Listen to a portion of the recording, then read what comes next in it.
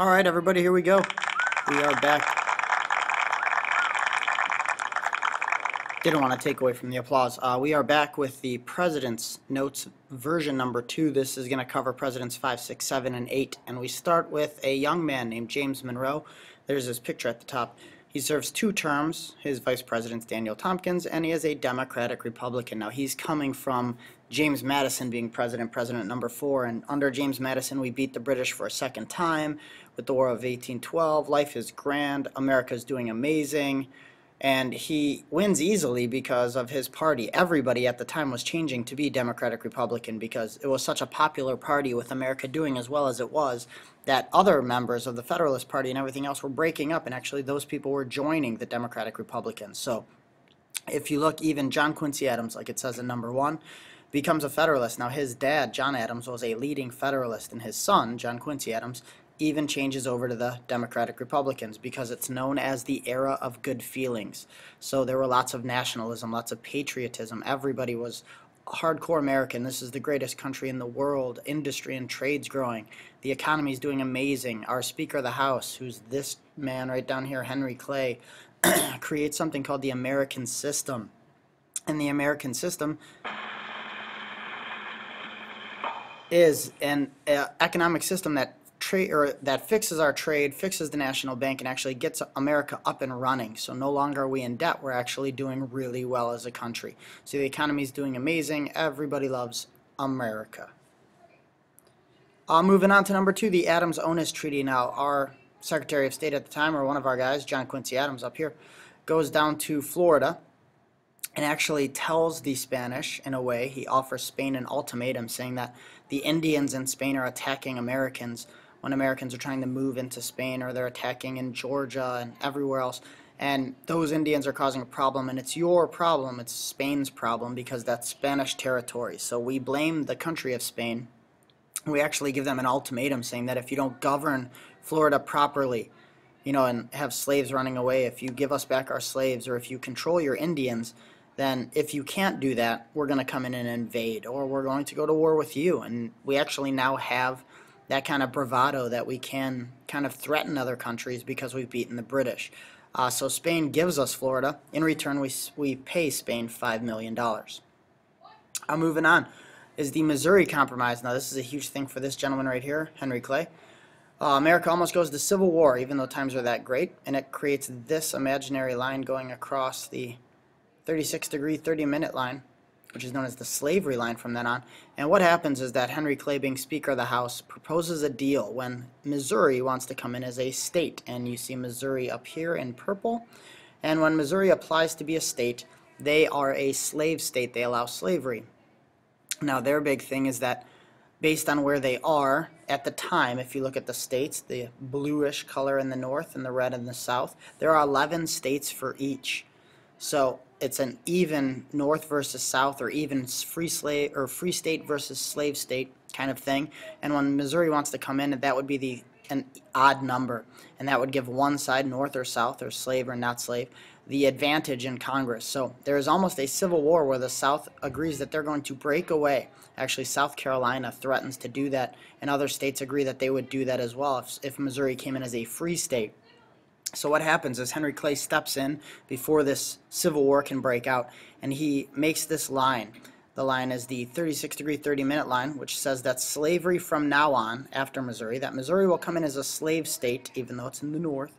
Maine, up here, which was the second part of Massachusetts, will be formed a new state. So now the north has 12 states and the south has 12. And then from now on, this line, this imaginary line, will have basically up here in the north, all these states will be free. Down here in the south, if you come in underneath the line, you would be a slave state. And you get an idea of all these states that come in with this line kind of as an imaginary line. So Henry Clay saves the day. Hooray, Henry Clay. Moving on to the Monroe Doctrine. Now this is James Monroe. It kind of cuts off there, but it warns Europeans that Americans are closed to colonization. The idea that European countries have been colonizing here in the Americas for years and years and years. That's going to end. America now kind of, again, uses our bravado or flexes our muscles, saying that, you know, we're the biggest, baddest country in South and North America, and that you're not allowed, at least Europeans. Europeans are not allowed to come over here anymore to colonize. That this is Americans' this is the Americas, and that let these countries, whoever they may be, Mexico and everybody else, fend for themselves. Let them be democratic and let them not be run by another country or by another king.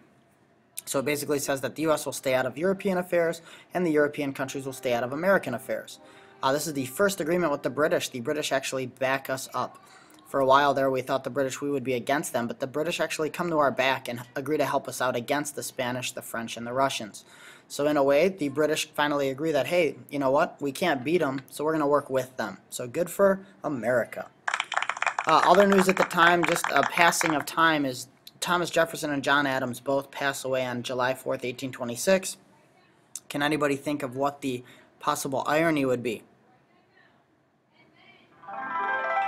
I know, it's because they both helped write the Declaration of Independence, which was, of course, made famous on July 4th. I'm really smart.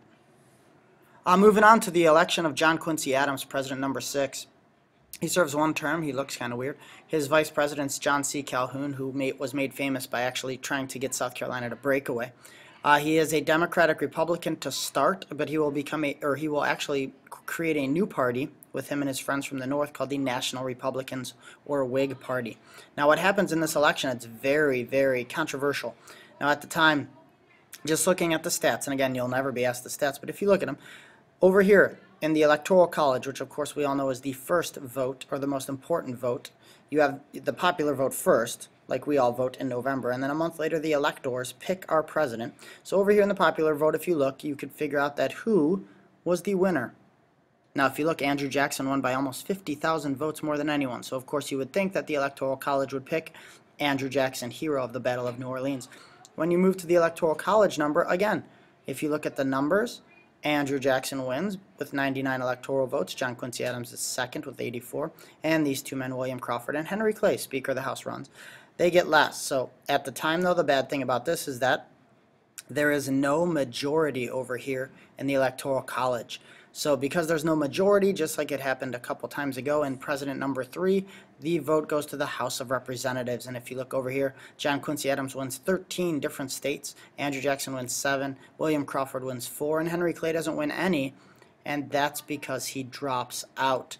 Now, the big thing here is that there's sectionalism being used. Sectionalism meaning that you voted for who was from your territory. So if you had somebody, we're from Ohio, we would have voted for John Quincy Adams. He was from the North.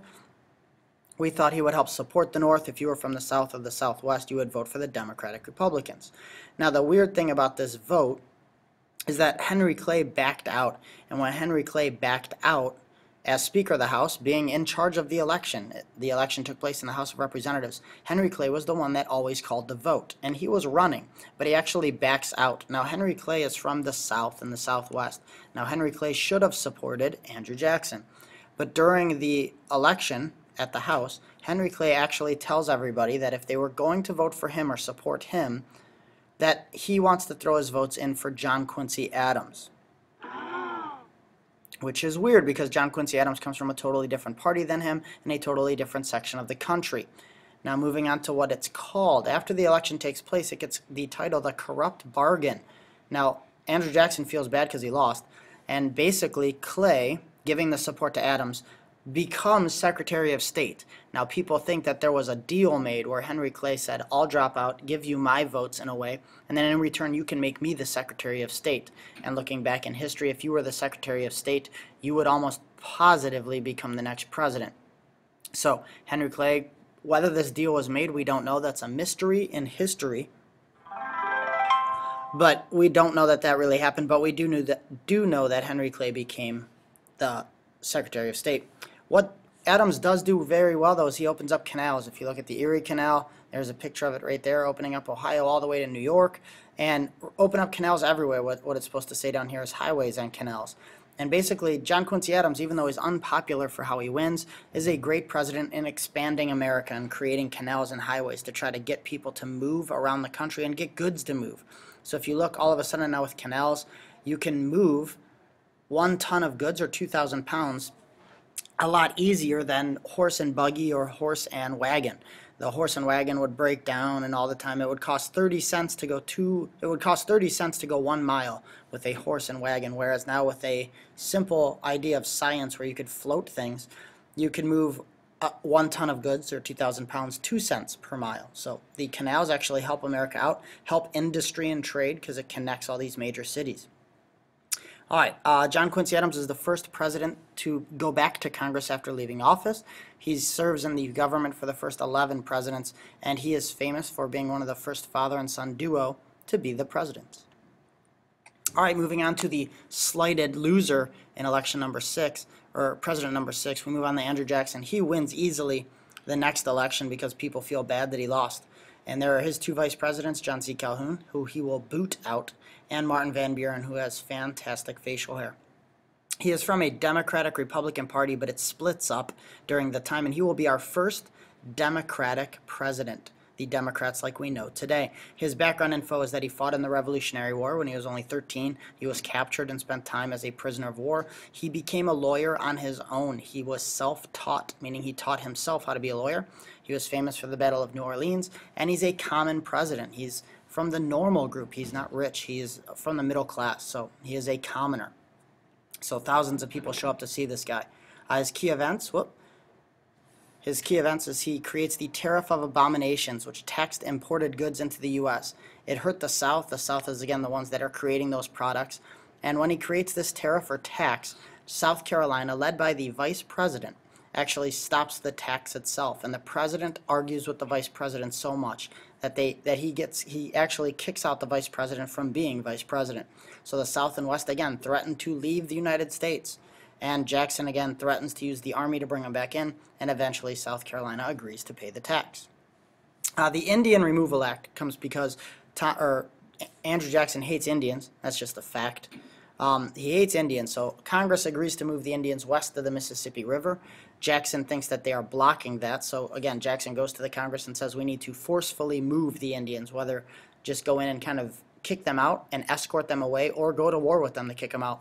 And what happens is the Indian nation of the Cherokee, who are in Atlanta or near Alabama, agree that they are going to fight that. So the Cherokee Indians argue against them having to move, saying that they are an organized nation. They have their own constitution, own rules, own laws. It goes to the Supreme Court, and the Supreme Court Chief Justice, John Marshall, agrees, saying that the Cherokee can stay in Georgia. Now, the problem with that is that the president doesn't care what they say, and Andrew Jackson actually says, I don't care. Here's his quote, that John Marshall has made his decision. Now let's see him enforce it. It's basically a show of force by the president saying that, okay, the Supreme Court decided they can stay, but I'm the president and I control the army, so they're going to go escort them away. So again, unconstitutional, it's illegal, but the people of America did not like the Indians and wanted them moved away. Andrew Jackson also hates banks, so he decides to close the Bank of the United States, or try to. And what happens is that he doesn't trust banks, that you hold all your money there. He thinks the bank is unconstitutional, so he vetoes it being rechartered, and the Bank of America dies out. What happens is, in a way, it's a good thing that the Bank of America dies out, or we have one giant bank. But the idea now is that the state or pet banks open up. So now you have the opportunity to put your money in any type of bank. So there's 10 to 15 different banks you could think of right here in Mentor, Ohio today. It's the same idea as that Andrew Jackson's war against the banks actually open up for more banks to be out there. The idea that Andrew Jackson ran while he was president was called the spoils system, meaning that to the spoils go the victor, or to the victor go the spoils, meaning that he won the election. Him and his friends should enjoy or revel in that. So he gives jobs to his friends and supporters. Whether or not they're good at their job, he doesn't care. He's the president. He's the one making the decisions. So his cabinet members aren't very good at their job, but he doesn't care. And the impact of him is that he's hated so much, or his ideas are so out there or different, that a whole nother group or party is actually created for him called the Whig, or in this case, the National Republican Party. The next president, or the last president, is Martin Van Buren. He is the president number 8. He's the first United States-born president, meaning that he was born here in the colonies, or the states, when they were states after the Constitution. The other 7 were born under English rule. He serves just one term as vice president, a weird-looking gentleman named Richard Johnson. And he is a Democrat, just like the person that he was vice president for, Andrew Jackson. Now, his key events all deal with Andrew Jackson's terrible ideas, or bad planning, or his bad decision-making. But Martin Van Buren, again, is the president that has to deal with those. And one of those is the Panic of 1837. The United States goes back into a big depression due to Andrew Jackson's dealings with the bank and everything else.